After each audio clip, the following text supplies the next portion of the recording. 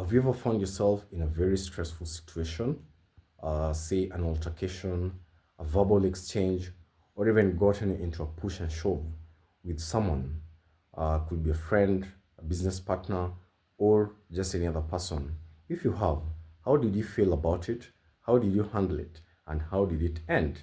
And how did you feel about yourself at the end of that incident or situation? Well, what I'm about to share with you today may appear controversial to some people. To others, it may also be blasphemous.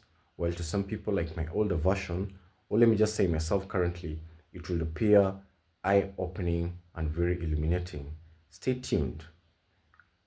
Someone sometime back came up with something called the Stoic philosophy. This person was called Zeno of Citium, and he was in Greece in the city of Athens. He came up with this philosophy to guide people on how to become successful, happy, and wise. What is Stoic philosophy and what is it all about? Well, Stoic philosophy is about living in harmony with nature. Well, living in harmony with nature is the motto of this philosophy, but the philosophy basically talks about cultivating a noble character. The philosophy states that if we cultivate a noble character within ourselves, then we are able to become happy, successful, and very wise. And if we become these three things, we are going to live our life in a calm and happy manner. Now, the Stoic philosophy has got four main basic principles. These are courage, wisdom, decorum, and justice. Now, this is what it means. For instance, regarding the first question I asked you when I was starting this video, if you ever find yourself in a stressful situation, a push and shove, a fight, or just a verbal exchange, how did you handle yourself? Well, these are someone who is practicing Stoic philosophy will handle it. Based on the four principles you have talked about, or the virtues of wisdom, courage, justice, and decorum, I'm sure you can say that this person will not slap the other person if they're slapped, but he may decide to pull out of this situation in a calm manner, all right, in a manner that does not inflame his passion or worsen an already bad situation. Now, this is what Stoic philosophy is all about. It talks about being calm, all right, being calm.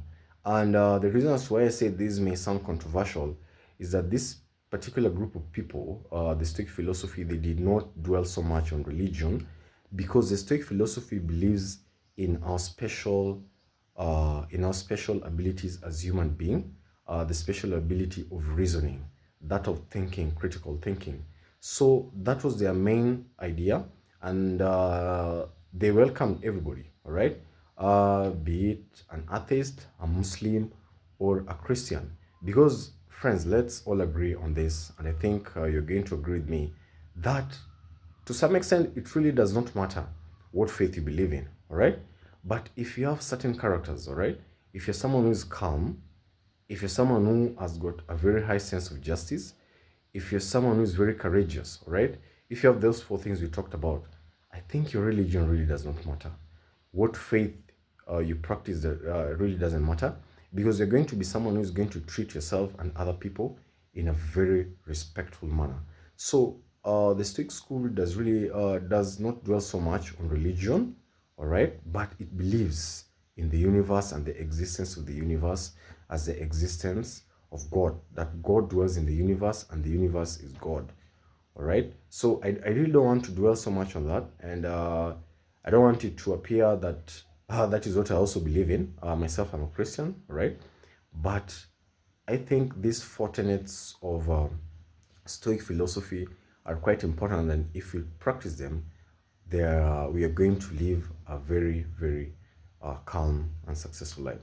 The other thing that Stoic philosophy talks about is also its motto, and the motto is living in harmony with nature. What does living in harmony with nature means?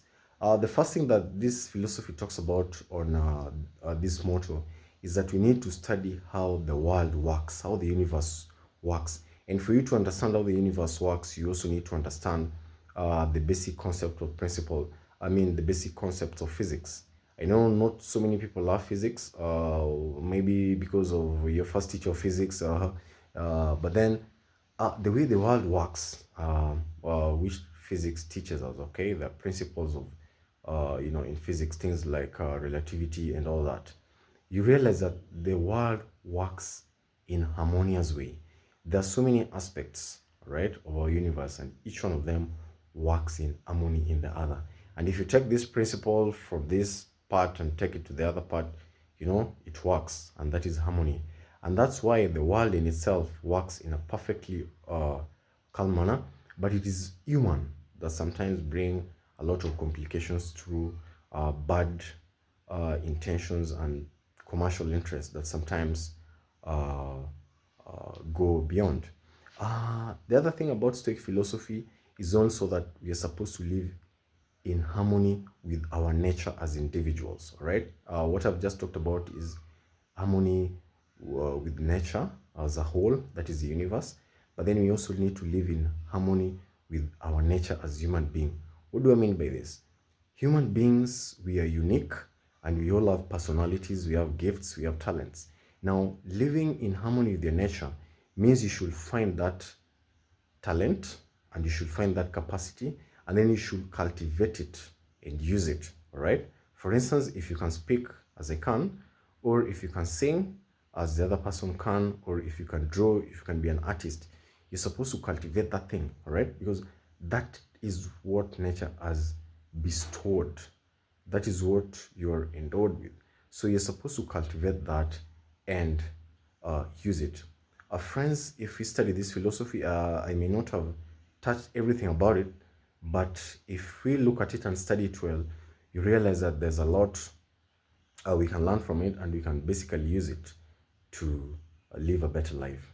Myself, trying to do it, and so far I can say it is good. It also involves meditation. It also involves taking some time off to be with yourself, all right, and summoning your past, all right. It talks about three main things, right? It talks about the past, the present, and the future. And the past is there, it's gone. There's nothing we can do about it. The present is brief, and the future is unknown. How can we use all these three things? Number one, we can use our past to gauge how we have always acted in situations and see if it has benefited us or if it has, it has made us to incur losses. Now, this is very important. That's why meditation is important. You need to summon your past. And you can start summoning your past by tonight, right? Sit down and think about your day. How was your day? What situations did you face? How did you handle them? How did you handle them? And now, based on that assessment, you see areas where you did well, areas where you did bad, and then you improve on them.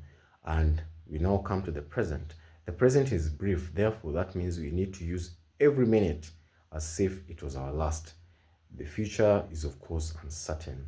Therefore, let's focus all our efforts on becoming a better person today. Well, friends, that's all I had today. See you in the next video.